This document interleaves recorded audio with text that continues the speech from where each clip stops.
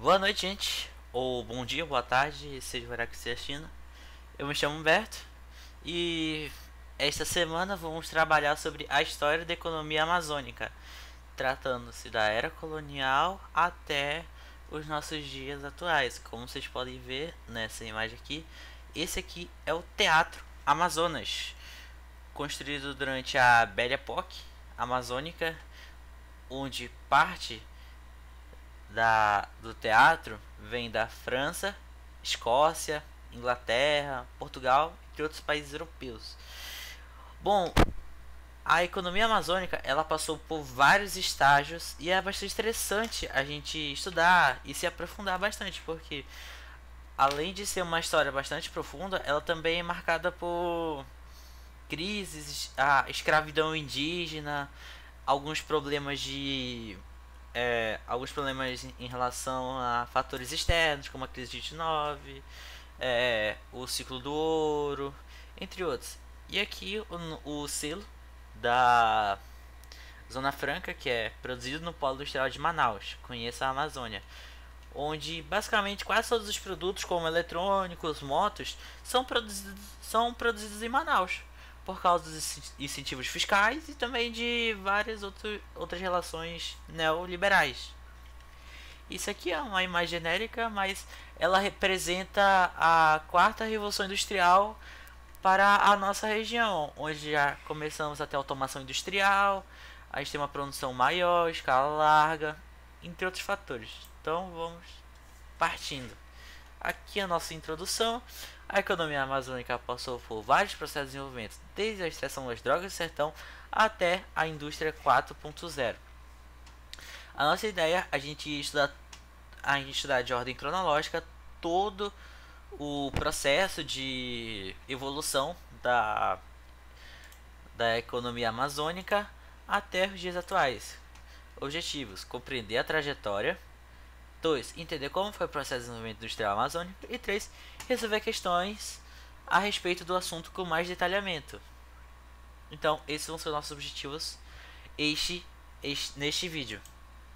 Estes são nossos capítulos: Amazônia Colonial, Amazônia Imperial, Amazônia no século XX, que vai desde a independência do Brasil até a ditadura militar, a Amazônia na ditadura militar e a Amazônia no século XXI atualmente.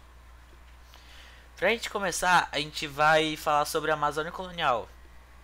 A Amazônia Colonial possui uma característica diferente do resto da colônia Brasil: a mão de obra.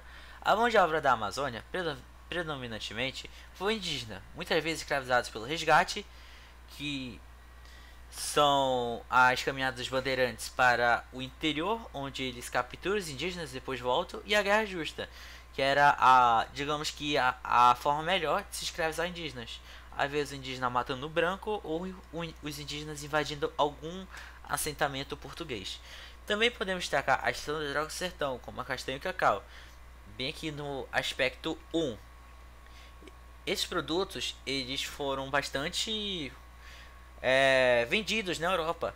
E um fato curioso é que o cacau, quando se produz a barra de chocolate, o cacau ele é muito azedo. Não azedo, ele é muito amargo. E nisso, ninguém da Europa gostava. Aí o que aconteceu? Os espanhóis, inicialmente, fizeram alterações, botando açúcar. E o cacau que virando chocolate, começou a tornar-se algo mais popular. E começou a ser comercializado com as elites. Por isso que o cacau ele é muito importante para a, a economia amazônica, porque o cacau passou de ser um produto que ninguém gostava para ser um produto altamente comercializado globalmente. A maior reserva de cacau se encontra-se, se eu não me engano, na Costa do Marfim, na África. Na África é onde mais produz cacau. A gente tem produção de cacau na Amazônia e também no sul da Bahia. A exploração do vasto. E também temos os peixes. As pescas de peixe, como pirarucu e tambaqui, regionais daqui da Amazônia.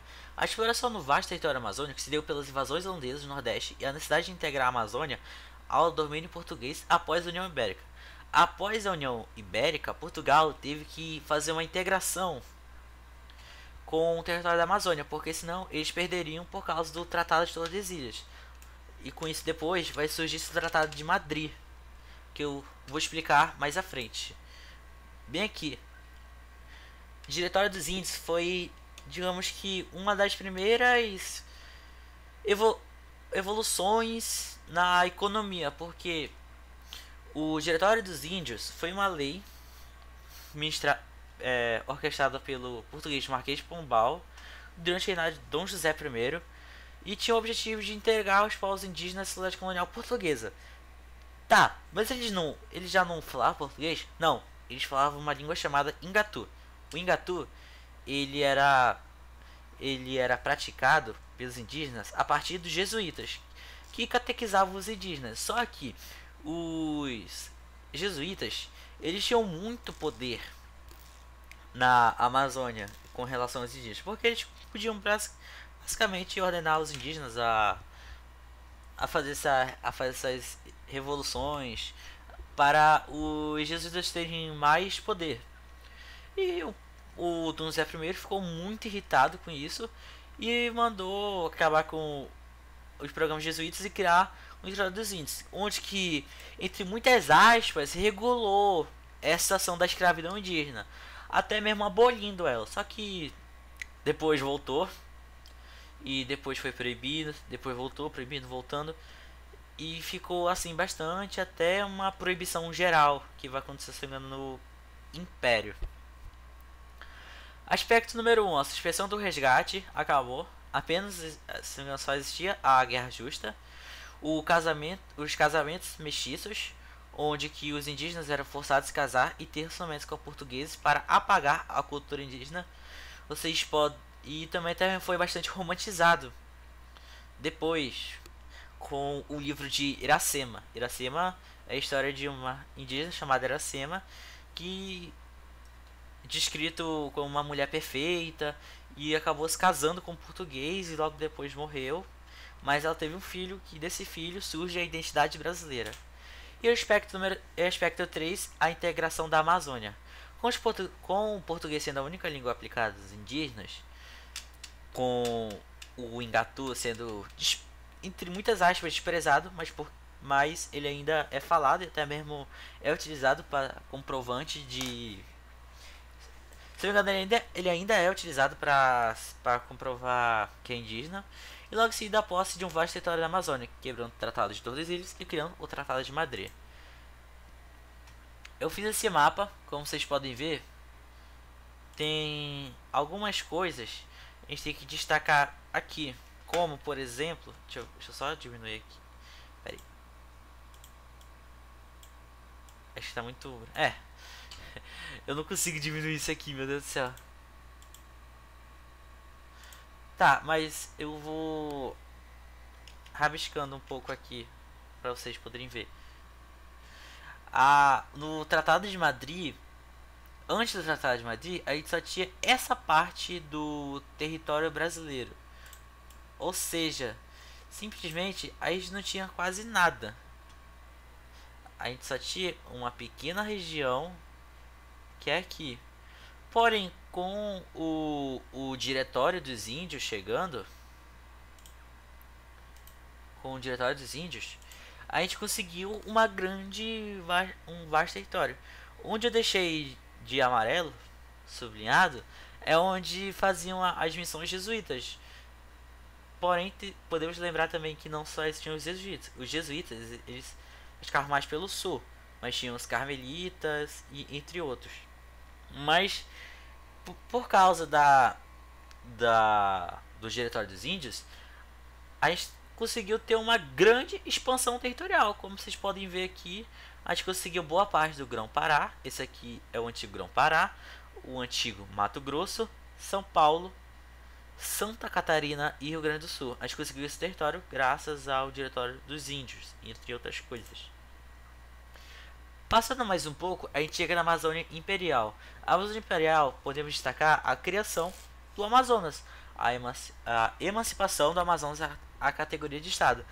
Aqui a gente não tem muita coisa para falar, porque ainda é predominantemente as drogas do sertão e também o cultivo da cana-de-açúcar, além de a pecuária e a agricultura em menor escala. eles têm esses estágios. A comarca do Rio Negro, para tentar melhorar a situação do Rio Negro. A comarca do Alto Amazonas, com uma pequena renomeação para dar homenagem às Amazonas. E o estágio 3, a província do Amazonas. 5 de setembro de 1850 emancipado o Amazonas da categoria de Estado, pelos motivos de lealdade durante a cabanagem e integração econômica. E eles têm um novo item que começou a ser bastante explorado, que é a borracha. E mais tarde a gente vai ver que a borracha ela vai dar início a uma das melhores épocas da história da economia amazônica. Além disso, também temos o café, que teve uma pequena produção aqui, mas que não chegou a ser muito marcante como a borracha, mas ela mudou bastante a cultura aqui da região. E a gente chega no ciclo da borracha, que começa no fim do reinado, vai para a República Oligárquica, a República do Café com Leite, e depois a gente vai ver o segundo ciclo da borracha. Beleza? Como vocês podem ver aqui. O ciclo da borracha, a economia amazônica no ciclo da borracha foi impulsionada pela exportação do látex para o mercado internacional, gerando grande prosperidade concentrada em cidades como Manaus e Belém, que se modernizaram com a construção de infraestruturas. Com isso, com esse grande investimento, Manaus ela foi a primeira cidade do Brasil a ter energia elétrica, uma das primeiras cidades do Brasil a ter bondes, faculdade, entre outras coisas. Então, como vocês podem ver, Manaus não é só uma cidade no meio do mato, é simplesmente a Paris dos trópicos, como as pessoas falavam.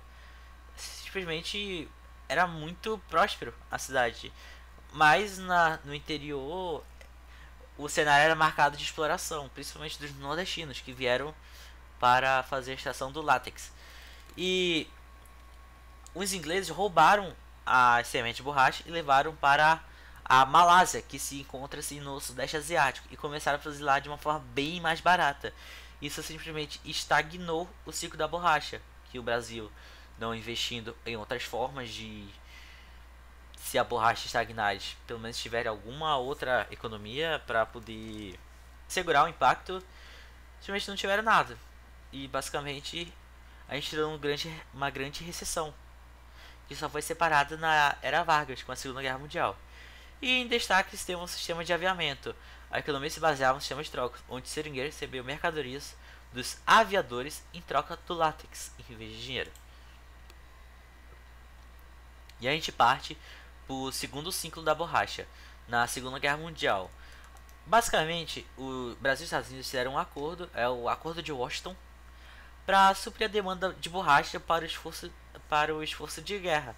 Getúlio Vargas assinou, os Estados Unidos comprou bastante borracha e o Brasil vendeu essa borracha. Além disso, o governo brasileiro e americano criaram o SENTA, Serviço Especial de Mobilização de Trabalhadores para a Amazônia. A primeira ideia da extração da borracha e também de, digamos que, industrialização da Amazônia, muitos vindo do Nordeste. Após o fim da Segunda Guerra Mundial, foi criada a borracha sintética e novamente entramos numa estagnação. O Getúlio Vargas iniciou esse processo com a Marcha para o Oeste, onde foram criadas várias cidades para poder fazer a extração da borracha. E depois a gente vai ver com o Juscelino Kubitschek tentando fazer a mesma coisa, só que melhorando as estradas, já que ele foi o cara dos 50 anos e 5, onde a indústria automobilística teve um grande avanço em Manaus. E Manaus vai ser palco depois, só que só na ditadura militar. Vocês podem ver que essa rodovia, ela é uma imagem de qualquer canto, mas ela simbolicamente representa como que a Amazônia ela avançou em questão de infraestrutura durante o regime militar. E aqui é uma pequena foto da cidade de Manaus, como vocês podem ver a fonte Rio Negro lá no fundo, como que mesmo a Amazônia ela tendo um grande avanço econômico, ainda assim existia muita desigualdade, porque mesmo com muito investimento, ainda tinha muita desigualdade econômica, porque a cidade de Manaus ela não tem pessoas capacitadas para algumas funções de fábrica. E isso acabou que mais tarde a gente vai vendo com o neoliberalismo as indústrias elas investindo em escolas. E pegando de exemplo, eu vou pegar de exemplo aqui eu estudo, a Fundação Matias Maquielini. Ela surge de investidores estrangeiros para as pessoas poderem se profissionalizar e poderem trabalhar em fábricas como a da Honda, Mitsubishi, entre outras que estão localizadas na Zona Franca de Manaus, aqui no Amazonas. Voltando para o assunto, a ditadura militar ela investiu bastante na Amazônia e começaram o plano de militarizar a área e investir bastante. Aquela ideia de integrar para não entregar. As integração e segurança social, aceleração econômica e redistribuição populacional. Os principais projetos econômicos de infraestrutura, a gente tem a Zona Franca de Manaus, as grandes obras e a mineração. E vocês podem ler esse texto aqui um pouquinho rapidinho, que eu quero destacar um fato muito importante que é a questão social, porque mesmo com esses grandes avanços e também tivemos melhora na nossa educação, infraestrutura, a distribuição de renda ainda era muito desigual, o que acabou gerando muitas favelas em Manaus, como a Cidade de Deus. A Cidade de Deus ela é utilizada em muitos livros de geografia para representar a desigualdade econômica aqui na Amazônia, porque a gente tem um grande contraste, porque uma rua separa a maior floresta do mundo com uma grande quantidade de pessoas amontoadas em pequenas áreas. Isso foi tudo impulsionado pela ditadura militar e foi se concretizando depois do regime militar. E aqui temos um pôster do regime militar. Para unir os brasileiros, nós rasgamos o inferno verde. Simplesmente, digamos que demonizando a Amazônia para poder fazer o progresso. E chegamos na situação atual, a Amazônia século XXI, onde começamos a ter a bioecologia, a biotecnologia e mais investimentos fora dos estados do Amazonas e do Pará.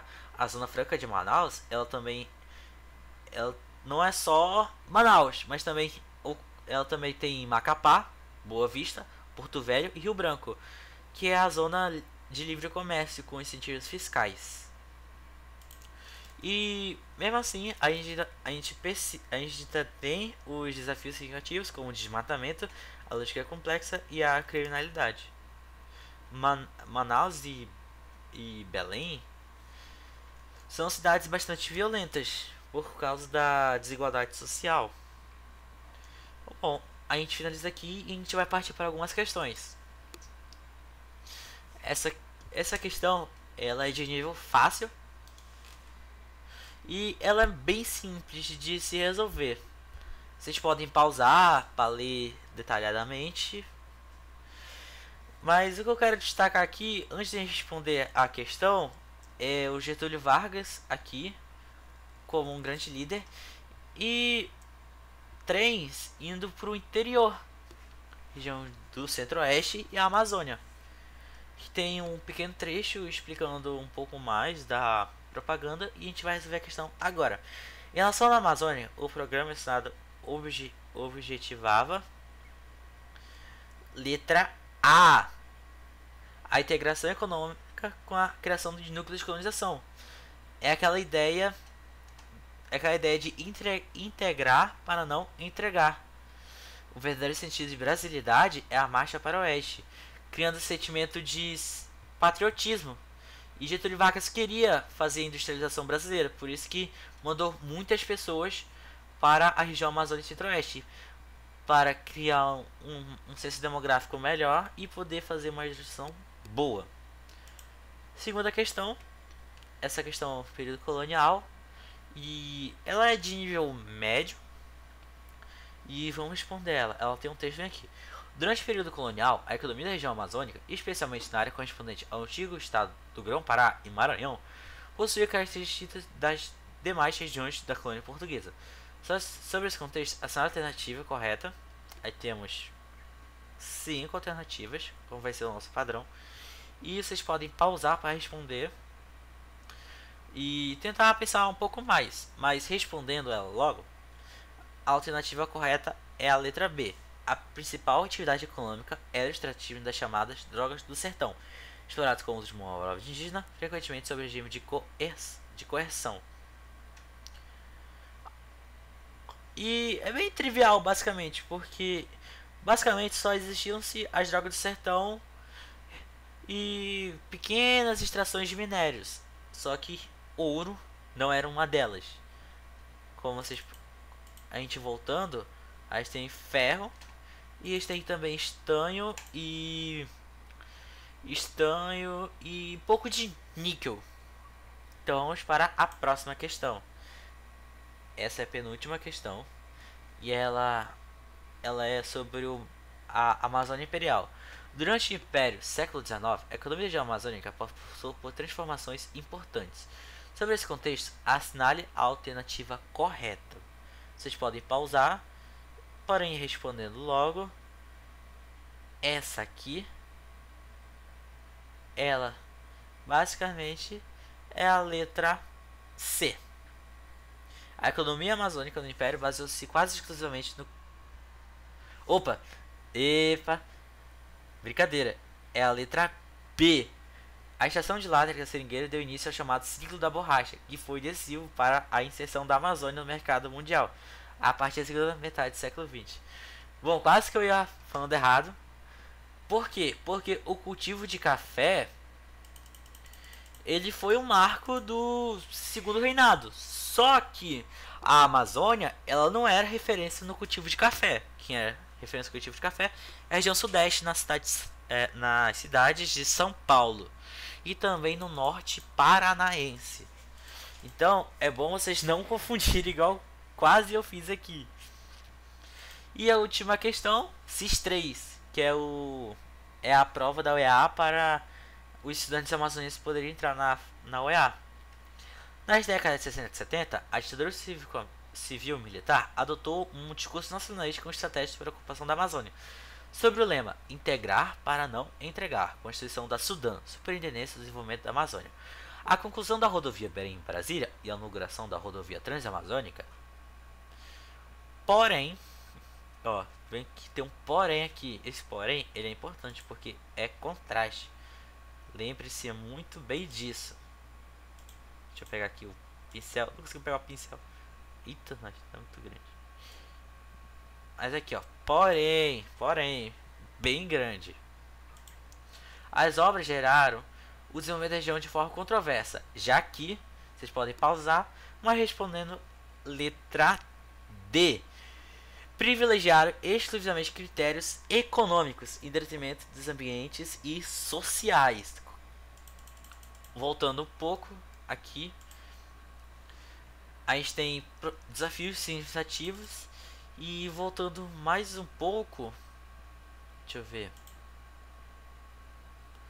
aqui ó, trouxeram impacto sanitário severo e não melhorar as condições de maioria da população, porque muita gente ainda era pobre, porque não tinha essa educação e não conseguiam emprego das novas fábricas. Muitas vezes era substituído por pessoas que já tinham empregos ou mais recentemente as instituições privadas começaram a investir em escolas técnicas. Aí a gente tem o IFAM e de um exemplo bem preciso, a Fundação Matias Maquiline, onde forma alunos para os cursos de informática e mecatrônica e que tem uma vasta gama de tecnologias, possuindo um parque fabril, computadores para a informática, entre outros laboratórios.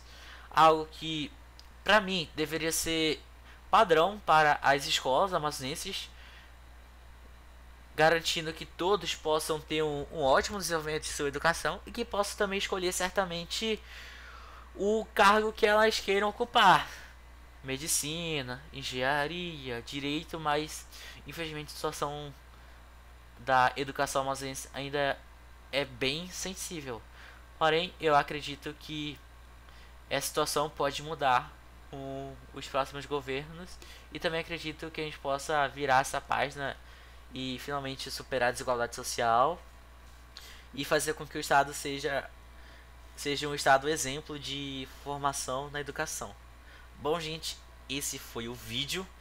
Semana que vem vai ser sobre a enquete que está ganhando. Se eu não me engano, quem está ganhando é a explicação dos povos românios, um assunto de sociologia.